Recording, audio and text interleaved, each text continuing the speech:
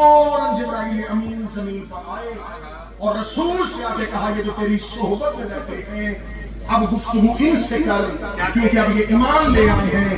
انہیں کہ یا ایھا الذین آمنوا، اے وہ لوگ جو ایمان لے آئے ہو، اتقوا اللہ، اب تقوی اختیار کرو، وکونوا مع الصادقین، اور صادقین کے ساتھ۔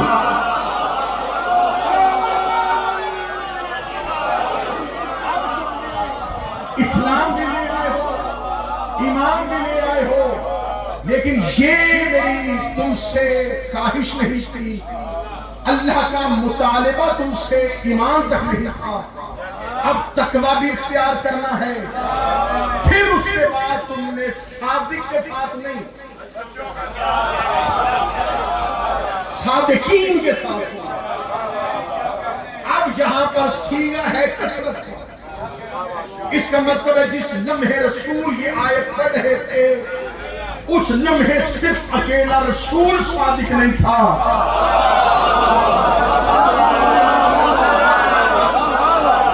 کچھ اور بھی صادقین تھے جن سے اللہ کہہ رہا تھا ان کے ساتھ۔ اب اس کا مطلب ہے کہ صادقین دور رسول میں موجود ہیں۔ اب ہمارے پاس شیعہ سنی میں نہیں، عرب کے کافر بھی میرے نبی کو صادق کہتے ہیں۔ اسلام اور کفر کے درمیان متفقہ فیصلہ ہے کہ رسول اللہ صادق۔ یہ صرف مسلمان کے فرقوں کے درمیان نہیں، کافروں نے بھی تسلیم کیا ہے کہ حسنین کا نانا صادق۔ اب ہم نے ڈھونڈنے ہیں صادقین۔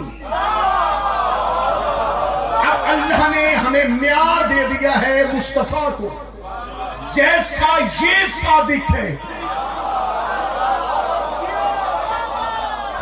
اس جیسے اور بھی صادق ہیں۔ اب یہاں پہ آ کے جھگڑا نہیں ہوا، جھگڑا رسول کی صداقت پر ہے،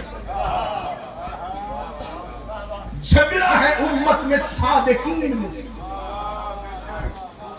اب یہ تو بندہ سمجھ سکتا ہے کہ یہ شخص کتنا بڑا عالم ہے، اسے لڑتا دے کے فیصلہ کر سکتا ہے کہ یہ کتنا بڑا بہادر ہے، اس کی گفتگو سے اندازہ کر سکتا ہے یہ کتنا عقل مند اور دانشور ہے۔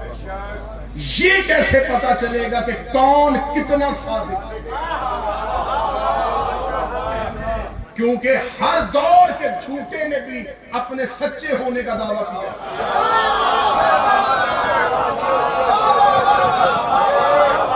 کائنات میں کوئی شخص اپنے آپ کو جھوٹا نہیں کہہ رہا، ہر کوئی کہتا ہے میں سچا ہوں۔ تو پھر کیسے پتا چلے کہ صادقین کون سے؟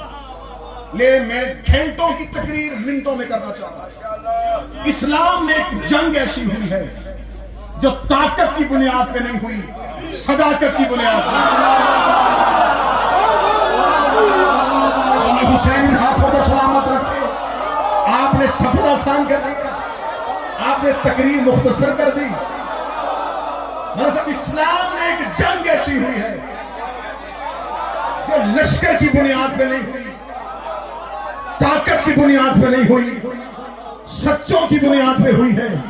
اور یہ لشکر مصطفیٰ نے ترتیب نہیں دیا، یہ لشکر اللہ نے ترتیب دیا ہے۔ بدر میں رسول کہتے تھے علم اشتہاد ہوگا، میدان میں یہ جائے گا، لشکر کی پہلی صف کو یہ چیرے گا۔ احد میں نبی بتاتے تھے کہ سالار کون ہوگا، خیبر میں نبی بتائیں گے، لیکن مباہلہ میں نبی نہیں بتا رہے، اللہ بتا رہا ہے ایک زہرا جائے گی، ایک حسن جائے گا، ایک حسین، ایک علی جائے گا، کیونکہ وہاں ہونی ہے جھوٹوں پہ لعنت۔ تقریر ابھی اس موڑ پہ آئی نہیں جہاں سے گفتگو جانی۔ سیدہ نے کرم کیا ہے کہ مدت کی آزمائش سے گزار بیٹھا ہوں، لیکن زہرا کا ترس ہے اس موقع پہ، اس نے مشکل کام کے لیے مجھے چنا، تو میں وہ مشکل کام کر رہا ہوں۔ اللہ اللہ نے مباہلہ صداقت کی بنیاد پہ، مباہلہ صداقت کی بنیاد پہ، اور یہ لشکر اللہ کا چنا ہوا لشکر، رسول کو اختیار ہی نہیں دیا۔ فرمایا میں کہتا ہوں جنہیں لے کے جانا ہے، اب یہ جو سچے ہیں یہ اللہ کے سچے ہیں۔ میری تقریر ایسے بند کتاب جیسے کھلتی ہے تو پتہ چلتا ہے صفحے میں کیا لکھا۔ اب اس جملے میں تقریر کھلنے لگی۔ یہ عزت والے ذاکرین سے دعا لو، صدا سے دعا لو۔ جھگڑا ابھی بھی نہیں ہوا، جھگڑا اس وقت شروع ہوا جب اہل بیت کا صدیق اور اہل بیت کی صدیقہ کے مقابلے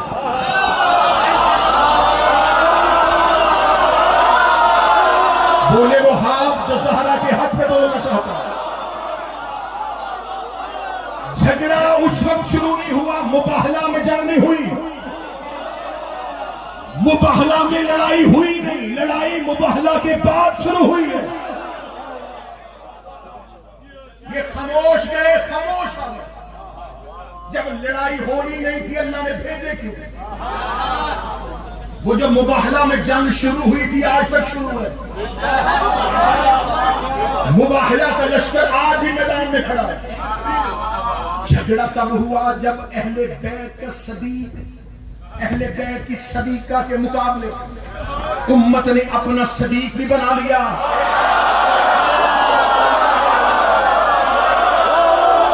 اپنی صدیقہ بھی بنا لی۔ مجھے حسین کی عزت کی قسم اس کیمرے نے پوری دنیا میں اس مجلس کو نشر کرنا ہے۔ بہت سے کان اس لفظ کو سنیں گے، بہت سی آنکھیں اس تقریر کو دیکھیں گی۔ میں جملے اس ذمہ دار مجلس میں کہہ رہا ہوں، تم اپنا صدیق بنا لیتے، تم اپنی صدیقہ بنا لیتے، مجھے منبر کی عزت کی قسم ہے ہمیں تم سے کوئی کھلانا ہوتا۔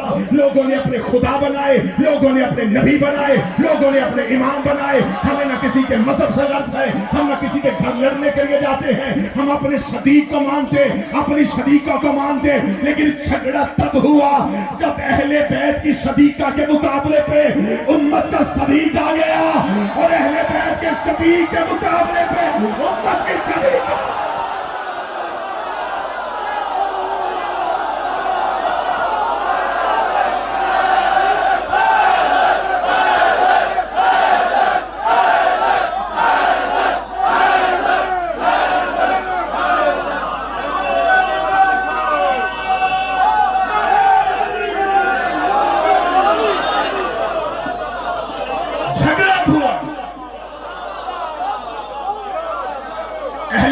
صدیقہ امت کا صدیق، اہل بیت کا صدیق، امت کی صدیقہ۔ یہاں سے کسی ایک کو واپس لانا،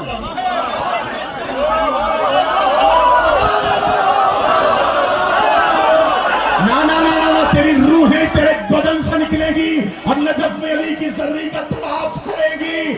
فتح لینے کے لیے باغات کے مطالبے کے لیے نہیں گئی تھی زہرا، زہرا دربار میں صداقت لے کے گئی تھی۔ علی جمل میں قصاص دینے نہیں گیا تھا، علی جمل میں صداقت لے کے۔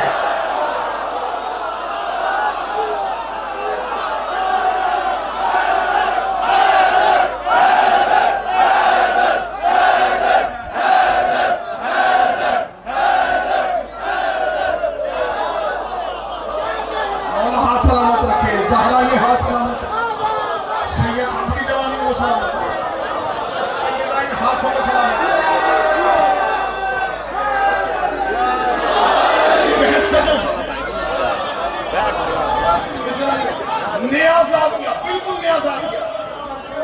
تنویر شاریہ میں اس بات سے بحث ہی نہیں۔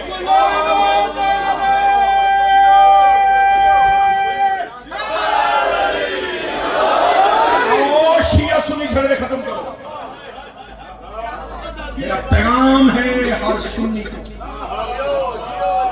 میں منبر پہ ہاتھ رکھ کے کہہ رہا ہوں، کربلا میں حسین اور عباس کی تحریر پہ مانگائیے۔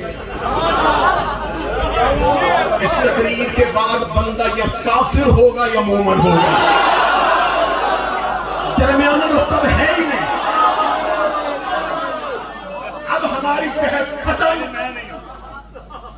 کہ فتح وراثت کا معاملہ تھا. نبی نے کوئی حدیث لکھی تھی. اب یہ بحث ہی نہیں ہے کہ باغ کون سا وراثت بنتی تھی کہ نہیں بنتی تھی, نبی نے حدیث لکھی تھی کہ نہیں لکھی تھی. یہ بحث ختم. بحث یہ ہے قرآن کی سلیقہ.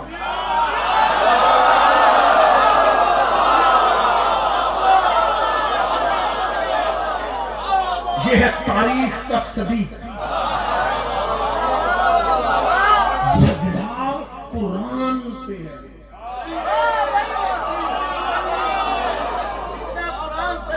جملہ میں دھیما کہوں گا لیکن اس کا نتیجہ بڑا اونچا ہے. پیر احمد شادی فتح وراثت کا مسئلہ نہیں تھا,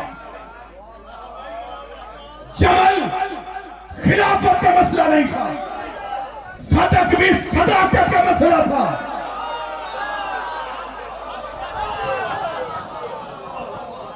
جمل بھی صداقت کا. فتح اور جمل کے تاریخی حقائق میں نے جانا ہی نہیں, بہت تفصیل سے پڑھ چکا ہوں. فتح بھی جمل کی سیدہ دربار میں کیا کہہ کے یہ تاریخ ہے اور یہ وہ تاریخ ہے جو سب نے لکھی ہے. تم اپنی مرضی کا ہسٹورین اٹھاؤ, تم اپنی مرضی کا ابن اسحاق سے شروع ہو جاؤ اور ابن خلدون سے گزرتا ہوا شبلی نمامی تک پہنچ. تیرے تمام مورخین نے لکھا کہ سیدہ دربار میں گئی اور یہ کہہ کے بی بی کی وراثت لی گئی. میں فضائل پڑھا, یہ کہہ کے لے لیا گیا یہ امت کا حق ہے, کیونکہ نبی تو چھوڑ کے جاتے وہ صدقہ لکھے. یہ کیمرہ دوسرا سوال اور پھیلائے دیں. اگر صدق امت کا حق تھا تو صدقہ تقسیم کیوں نہیں ہوا؟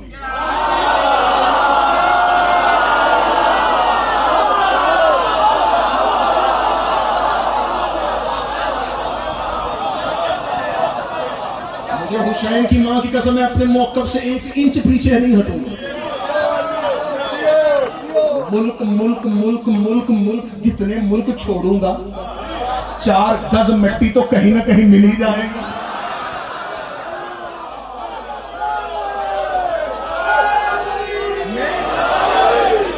اب یہاں پر یہ کہہ کے لیا گیا کہ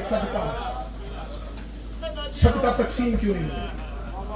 پہلی خلافت میں حکومت کا تصرف تھا, دوسری خلافت میں حکومت کا تصرف, تیسری خلافت میں مروان بن حکم کے پاس گئے.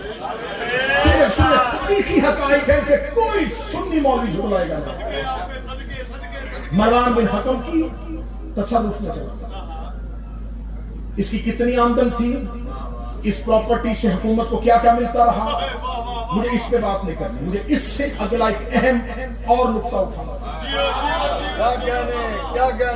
یہ تاریخ اسلام کی پہلی خلافت سے تیسری خلافت تک بھی وہ آمدنی ہے کہ جو آمدن ہوئی ہے خرچہ نہیں ہوا.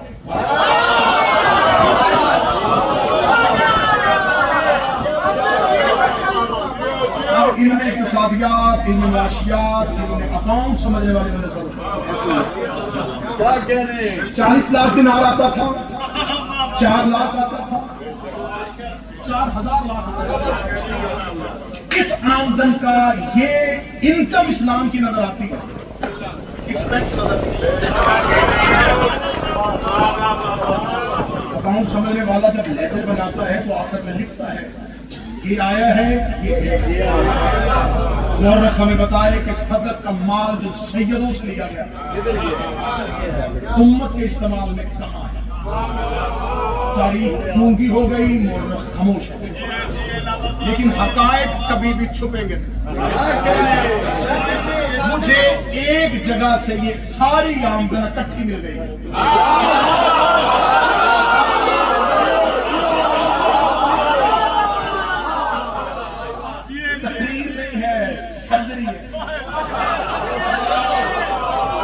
خدا کی قسم مجھے بتائیں, یہ جتنے بیٹھے ہیں اردو خطیب بیٹھے ہیں, بسم اللہ, یہ تقریر نہیں, یہ تاریخ کا, یہ ہسٹری کا ایک ایسا آپریشن ہے, ایسے حقائق ہیں جن کو چھپایا جائے. اوپر طرح طرح کے سوالات, نہیں یہ تھا وہ تھا وہ. اصل چیز جہاں پر انکم آئی ہے, خرچ کہاں پہ, کم مانگی تھی 11,000, 25 سال کے بعد 35 ربیع الاخر تھا. امیر المومنین کے مقابلے میں اس وقت امیر المومنین کی حکومت قائم ہوتی ہے. ایک لشکر مدینہ سے وہ مکہ سے وہ بصرہ پہنچا.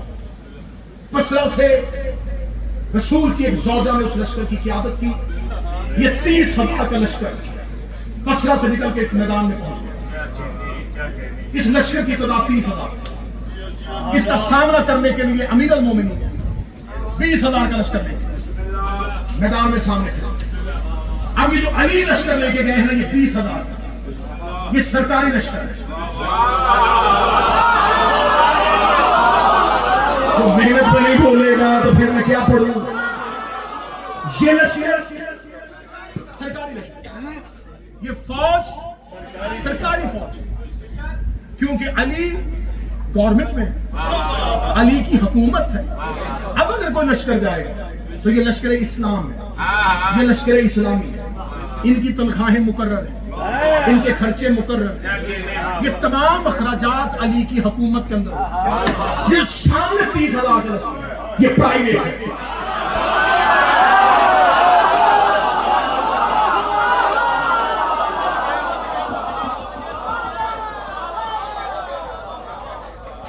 یہ کسی حکومت کی جانب سے نہیں آیا.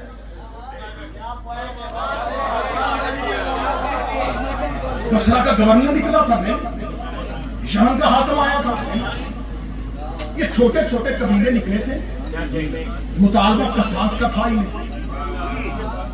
یہ سب ایک دوسرے سے مفادات اور نظریات کے اختلافات میں رکھتے تھے. اہل سنت مورخین گواہ ہے کہ میدان جمل میں یہ اپنی اپنی باجماعت نماز پڑھاتے تھے.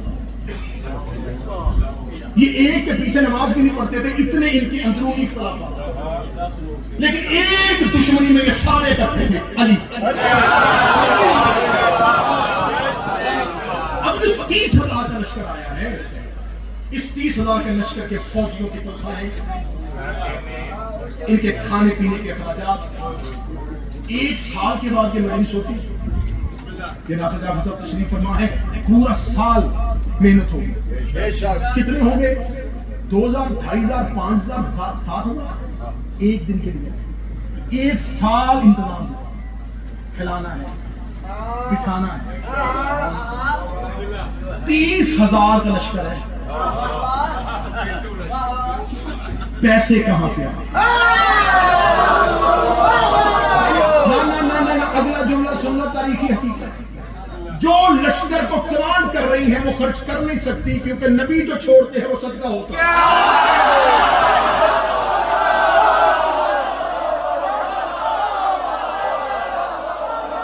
وراثت تو تقسیم ہوئی نہیں.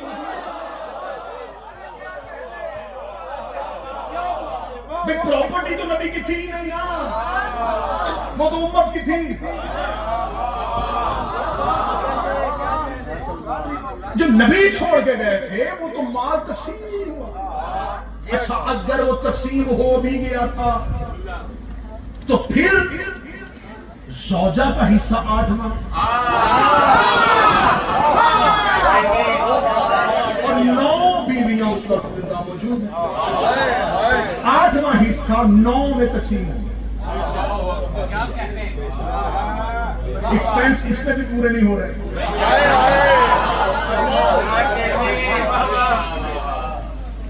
اب اس تقریر کو میں ایسے گھماتا رہوں گا, میرے ساتھ چلتے رہیں گے. یہ وہ تاریخی حقائق ہے جن سے نظر ہٹانے کے لیے آپ کو طرح طرح کے سوالات میں الجھا دیا جاتا ہے. حقائق اجتہادی تھی, ہوا کے کتے بھونکے تھے, 40 لوگوں نے قرآن میں گواہیاں دے دی تھی, بعد میں معذرت بھی ہو گئی تھی, صلح بھی ہو گئی تھی, حالات بھی بہتر ہو گئے تھے, زہرا کو بھی سمجھا دیا گیا تھا, وراثت کا معاملہ تھا, ایک حدیث کا مسئلہ تھا. یہ تمام وہ سوالات ہیں جو پیدا کیے گئے تاکہ بچہ اس جگہ پہ نہ پہنچے جہاں پر پوری کی پوری تاریخ کھڑی ہے. ہمارا سوال یہ ہے جو زہرا سے چھینا گیا تھا وہ فتح تقسیم کیسے ہوا تھا، وہ امت میں تقسیم نہیں ہوا تو اس کو تصرف میں کہاں لایا گیا، وہ اخراجات کہاں پہ ہوئے؟ لیکن تقریر ختم اور آخری جملہ ہے جو زہرا سے چھینا گیا تھا جمل میں علی کے خلاف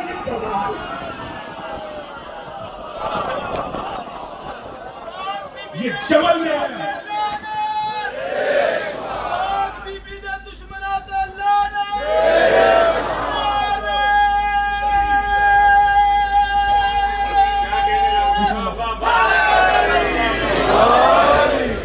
سیدہ اپنے موقف سے پیچھے ہٹی،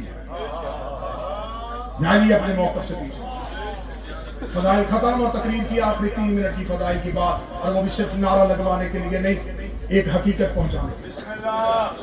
آج کی تقریر کے بعد اہل سنت نوجوان جو اس تقریر کو سن رہے ہیں تو اپنی مرضی کے مولانا کے سر پہ قرآن رکھ کے ضرور پوچھیں کہ آپ اہل سنت کے نزدیک سیدہ معصومہ ہے کہ نہیں؟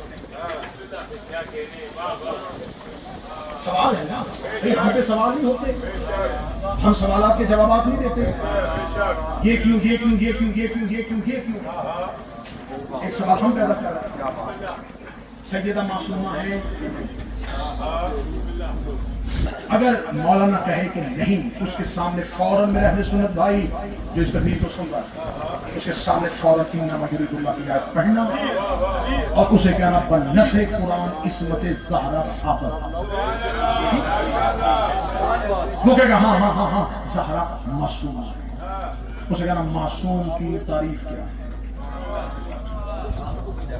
میں فقہی اصطلاح میں نہیں آتا، میں کوئی مشکل کوئی بھی اصطلاحات استعمال نہیں کرتا، میں آسان کرتا۔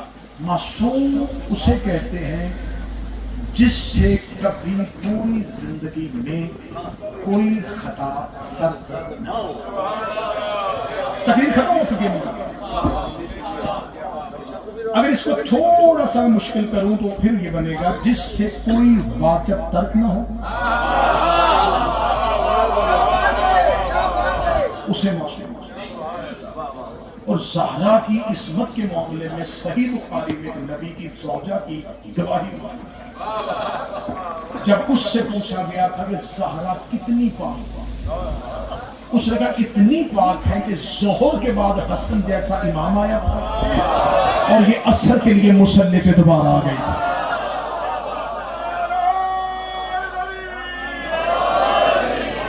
یہ عصمت زہرا کی یہ عصمت زہرا میں ایک گواہی صحیح بخاری میں موجود ہے، سیدہ ہے معصوم۔ معصوم وہ ہے جس سے واجب ترک نہ۔ میں تقریر بالکل نہیں کی، یقین مانی میں تقریر نہیں کی، میں نے کوئی خطابت کے جوہر نہیں، کوئی خطابت کی کلا بازیاں نہیں، صرف اور صرف اس میں پلیٹ فارم کا بہتر استعمال کیا کر سکتا ہوں، یہاں سے ہم ایک نمائندہ استعمال کیا نتیجہ ایک نکال کے دنیا تک پہنچا سکتے، کیونکہ مجلس منسوب سیدہ سے ہے، ایک بندہ بھی زہرا کے حق کو مان گیا تو اس پورے مجمع کے کھڑے ہو کے داد دینے سے مجھے اس بندے کا مذہب پہ آنا چاہیے۔ آپ سے دعائیں تو ہم لیتے ہیں اور لیتے رہیں گے۔ سیدہ معصوم اور معصوم وہ ہوتا ہے جسے واجب ترک کرتا۔ اب اسی مولانا سے پوچھئے گا کہ شریعت محمدیہ میں سلام کہنا سنت، جواب دینا واجب،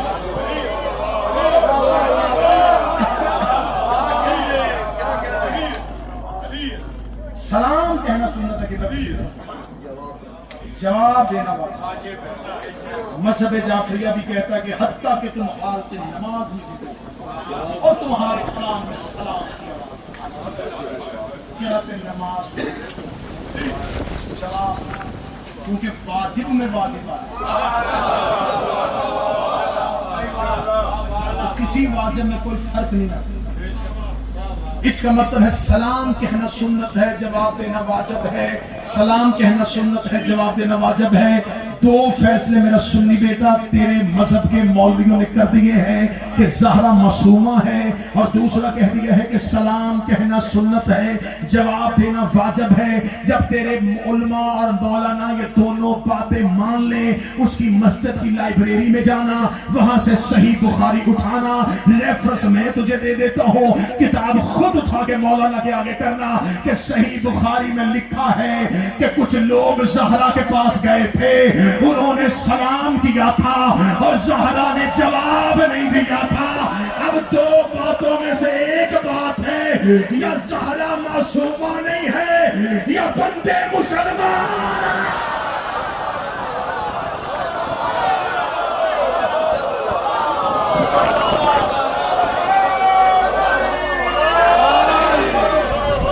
مسلمان کے سلام کا جواب، کافر کے سلام کا جواب۔ مشکل کام ہے اس دور میں زہرا پڑھنا۔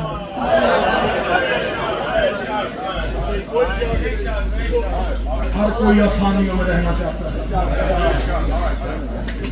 ہر کوئی سکون کی نیند سننا چاہتا ہے۔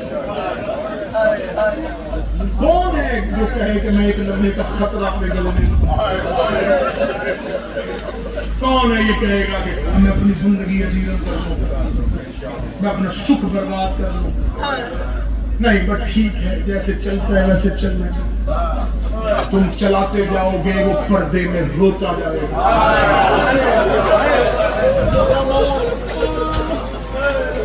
اس لیے کہ تم نے تاریخ میں پڑھا ہے کہ دربار میں کھڑی تھی، اس نے آنکھوں سے دیکھا ہے۔ جو سادات بیٹھے میں دعا لوں گا، جو سید بیٹھے میں دعا لوں گا۔ میں نے اپنے گھر کی کہانی نہیں، میں نے آپ کے گھر کی دشمنی اپنے سر پہ لی ہے کہ میں سیدوں سے دعا کا حقدار تو ہوں۔ تمہارے گھر کا حق لے کے میں وطن جا رہا ہوں، لوگوں سے کہہ رہا ہوں، بس ایک ہی مطالبہ ہے، بتاؤ زہرا کا قصور کیا؟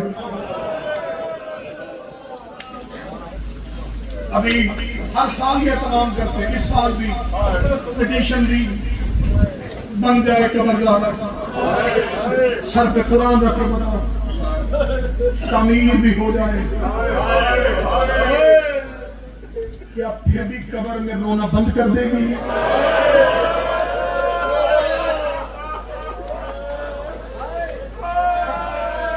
دو علم قرآن سامنے، ممبر پہ آ جانا قسم ہوتا، ممبر پہ آ کے قسم دینا ذاکری نہیں، ممبر پہ کھڑے ہونا قسم۔ میں مجمع کے سامنے نہیں، میں 14 کی کچہری میں میں اتنے عزت والے ذاکرین کے سامنے یہ لفظ کہنے لگا ہوں، خدا کی قسم ممبر پہ پڑھا ہی نہیں گیا کہ کتنی زخمی تھی۔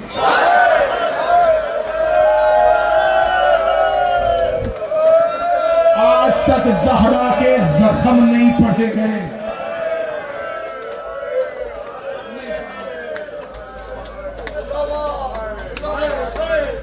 سیدہ کے زخم پڑھے ہی نہیں، کیونکہ حرف آخر کی حیثیت سے جناب سردار وسیم اللہ بی بی کے دکھ کھول کھول کے سنائے۔ زہرا کی زخم امت نے دیکھے نہیں تھے، کیونکہ پردے میں تھی، گھر میں روتی تھی، جنازے پہ کوئی آیا نہیں، دفن ہوتا کسی نے دیکھا نہیں، قبر کا نشان علی نے مٹا دیا۔ زہرا کی غربت خاموشی میں چلی گئی، لوگ بعد میں پوچھتے رہے زخمی ہوئی تھی، بددعائیں دیتی تھی، روتی تھی۔ زمانے سے زہرا کی غربت چھپ گئی تھی۔ حسین مدینے سے بیٹی لے کے کربلا آ گیا۔ نا ہاتھ پیارا نہ کرنا۔ امت نے زہرا کے دکھ چھپا دیے تھے، حسین سکینہ لے کے کربلا آ گئے۔ امت کے جو ارمان رہ گئے تھے وہ سکینہ کے رخساروں پہ پورے ہو گئے۔ اب تیری چیخ مجھے چاہیے، اتنی زخمی تھی جتنی شام میں سکینہ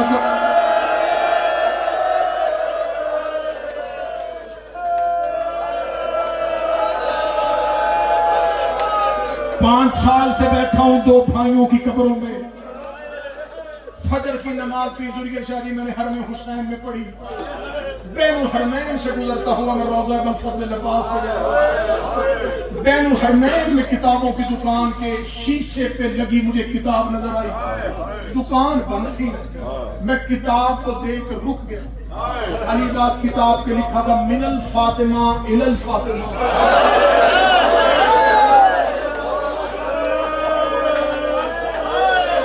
एक फातिमा से फातिमा। बाबा जी मैं जितनी देर रहा मेरा दिल बड़ा बेचैन रहा। खुले दुकान मैं जाके ये किताब खोलूं, इसका टाइटल इतना दर्दनाक है। इसमें लिखा क्या होगा, इसमें कहानी क्या होगी। दुकान खुली, मैं पहुंचा, मैंने जल्दी से किताब मैंने किताब खोली। अभी मुझे अंदर जाने की जरूरत न पड़ी। किताब के टाइटल पे लिखा था ये किताब 2 शहजादियों के तस्करे पर है। एक है फातिमा बिनते मोहम्मद, एक है फातिमा बिनते हुसैन।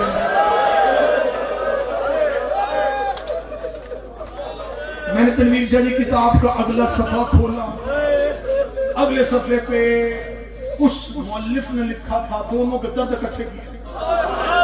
उसने कहा इन दोनों के नाम का मुश्तरक होना इत्तेफाक नहीं था, मशीयत परवरदिगार थी।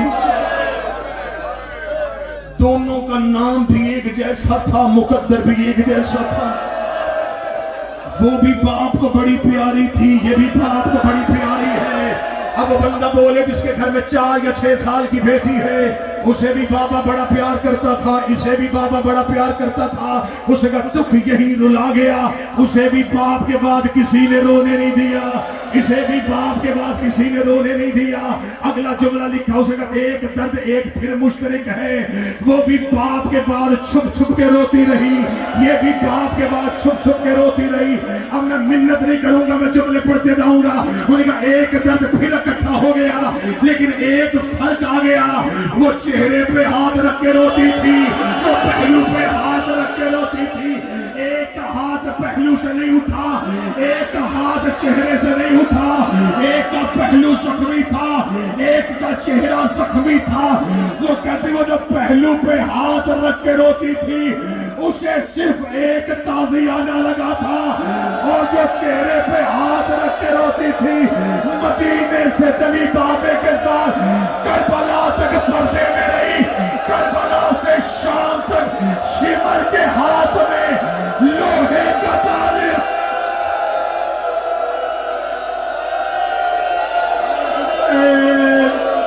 हाय हुसैन, शिमर के हाथ। जिसके घर में बेटी है, जिसके घर में बच्ची है, लोहे का तालियाना, पहलू जख्मी, चेहरा जख्मी, हाथ जख्मी। मैं बीबी की शहादत नहीं पढ़ूंगा, मैं सिर्फ 2 दर्द पढ़ के मिंबर छोड़ने लगा हूं। शाम के जिंदान में हुसैन की बेटी ने एक जुमला कहा था जो आज भी शाम के जिंदान की दीवारों से निकल के महदी के कानों पे टकराता है। और पर्दे में बैठा हुसैन का बेटा लहू के आंसुओं के साथ रोता है। सकीना ने जिंदान के अंदर दीवारों पे हाथ मारते मारते सज्जाद की दाढ़ी पे हाथ रखा, हाथ रख के अपने जख्मी होंठों से भाई की पेशानी का बोसा लिया। रो के कहती है सज्जाद, मैंने आज तक तुझसे दर्द छुपाया है, आज बेटी समझ के मेरा दर्द सुन ले। बेटियां बाप का दर्द बताती है। सजाद रोग सकीना कौन सा दर्द है? रोगी कभी तेरी इमामत की कसम है, मुझे अब तेरा चेहरा नजर नहीं आता। मेरी आंखें की बिनाई चली गई है, मुझे चेहरे पे इतना मारा गया है। सजाद मेरी आंखों की बिना। हाय हुसैन, एक मिनट। सजाद मेरी आंखों की बिनाई चली गई है। सजाद मुझे आंखों से नजर नहीं आता। देख कर ना ना ना ना बड़ा रो चुके, सुबह से रो रहे, मजलिस जारी रहेगी। मेरे पास सैयद आ गया, फिर सैयद आ गया, सुनाएंगे तुम्हें अपने घर की कहानी। 1 मिनट मुझे तुमने देना, 30 सेकंड तुमने मुझे देना। सजाद, मेरी आंखों की बीनाई चली गई, सजाद मुझे अब नजर नहीं आती, सजाद में ज़ईफ हो गई। सजाद दुआ कर तेरी बहन को मौत आ जाए। सजाद मैं अब बाबा से मिलना चाहती हूँ। 2 दर्द है, ये मिंबर पे मुसाहिब के लहजे बैठे हैं, ये 2 दर्द तुम्हें सुनाते हैं, लेकिन किसकी क्या मजबूरी है मुझे नहीं पता। मैं नहीं कहूंगा ये ला इल्म है, हो सकता है कुछ सैयद हो के छुपाता हो, किसी का दिल नरम हो, इमरान में छुपाता हो। मैं खोलने लगा, मैं आज खोलने लगा। आज कोई नरम दिल है, हार्ट का पेशेंट है, कान पे हाथ रखा, लेकिन मैं नहीं छुपाऊंगा ना हुसैन की मां के जख्म, ना हुसैन की बेटी के जख्म। पीर सुर्गे शादी 2 दर्द पड़ते हैं जाकिर। सज्जाद ने बहन उसी कुर्ते में दफनाई, पहला दर्द ऐसा ही है। दूसरा दर्द, सज्जाद ने बहन के हाथ की रस्सियां नहीं खोई। सुनो सुनो सुनो सुनो, वजह इमरान शादी किया, पहला दर्द कहते हैं इसलिए सज्जाद ने कुर्ते में दफना, गरीब था, कफन नहीं था, ना तो ही मेरे मौला की, जिसके बाप के कुर्ते जन्नत से आते हो। वो इशारा करता जन्नत से कफन आता, सज्जाद हुक्म करता हव्वा चादर देती, मरियम अपना बुर्का दे देती। मैं खोल के पढ़ूंगा, सैयद मर जाएंगे। मैं तुम्हें बताता हूं क्यों कुर्ते में दफनाई है। और जंजीर के मातमियों, तुम 10 मुहर्रम को पुरसा करके घरों को आते हो, तुम्हारी बहनें तुम्हारे जख्म साफ करती हैं। मां कहती है इसकी कमीज आहिस्ता उतारना, इसकी कमीज इसके जख्मों में फंस गई है।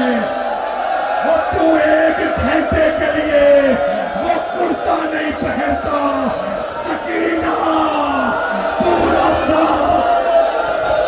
हौसला हौसला हौसला, बैठो बैठो, आधा मिनट बैठो बैठो बैठो बैठो। तुम्हें गरीब ज़हरा का वास्ता, गरीब ज़हरा का वास्ता, ना ना ना ना ना। मेरा मकसद मजलिस बनाना नहीं, हुसैन की मां की कसम, मेरा मकसद मजलिस बनाना नहीं कि तुम उठो और मैं चला जाऊं ना। मेरा मकसद है तुम तक दर्द पहुंचाना। मां अपनी कमीज जख्मों में रखी, मां कहती आहिस्ता उतारना। तूने पुरसे के बाद फौरन पहन ली थी, कमीज जख्मों के साथ रुक गई। तू 4 घंटे बाद घर आए, तेरे जख्म तेरा लिबास नहीं छोड़ते। पूरा साल शाम की गलियों में सकीना ताज़िया।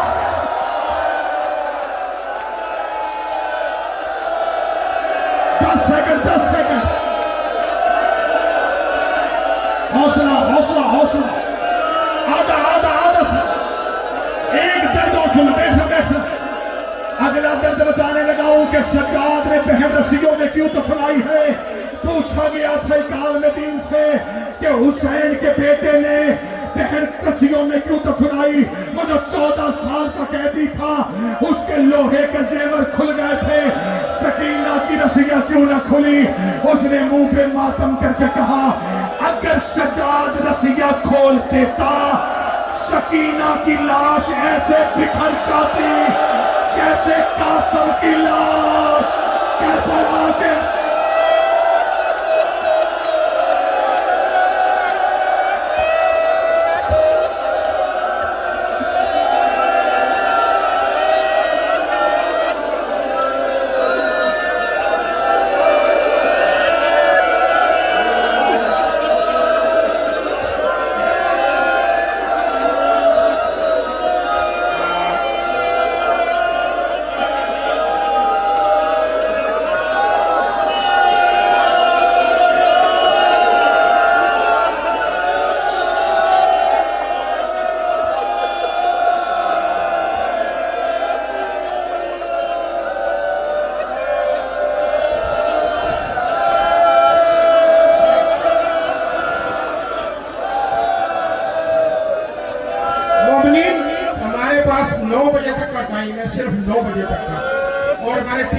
باقی ہیں، میں التماس کروں گا 10-10 منٹ کے مسائل پڑھ کے برآمدگی کرائیں، ابھی ماتمداری بھی ہونی ہے، میں معذرت چاہتا ہوں پلیز.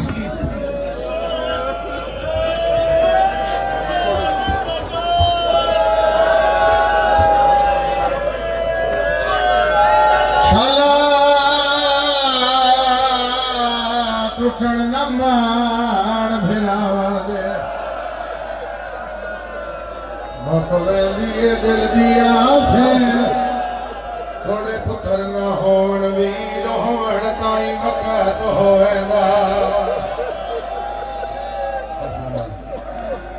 شالا شالا پتر نہ مان پھرا